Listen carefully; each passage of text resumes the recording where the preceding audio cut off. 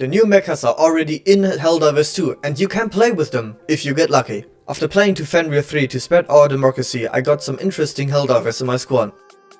I don't know how they were able to use them already, since you cannot unlock them within the game yet. But these players must either be devs or got access to them some other way. It looks like there are two types of mechas coming. This first variant seems to have two different types of ammunition. One of these looks like the ammunition used in a normal and Gatling turret. The second seems to be a type of rocket, which looks quite similar to the FAF-14 spear, so probably something really good against tanky enemies. The second type they had equipped seems to be carrying the same type of ammunition the autocannon turret uses, which is great against normal and armored enemies.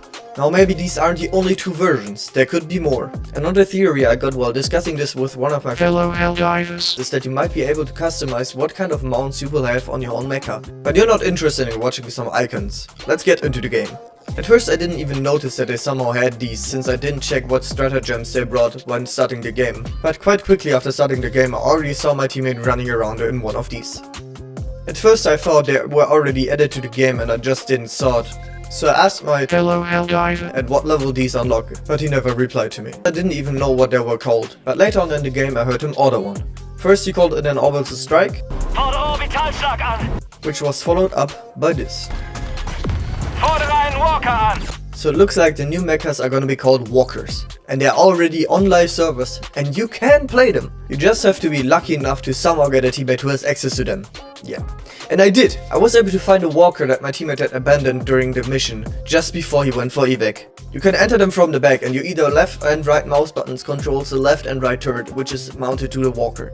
They aren't astoundingly fast, but enough to traverse the map. You also seem invincible to any type of damage from enemies while you're inside, as they are quite tanky. Their damage system seems similar to the tank and other major cannons. It first starts smoking, then burning, and probably blows up later as well if it takes too much damage.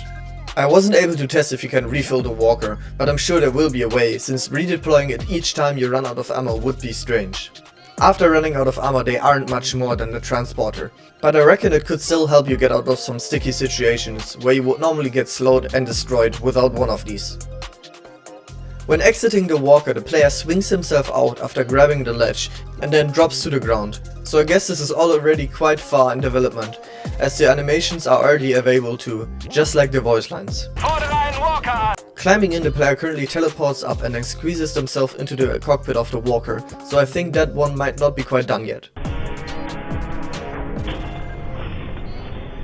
I am very excited for the walker to officially release into the game, as it might bring us a whole nother way to play the game moving forward.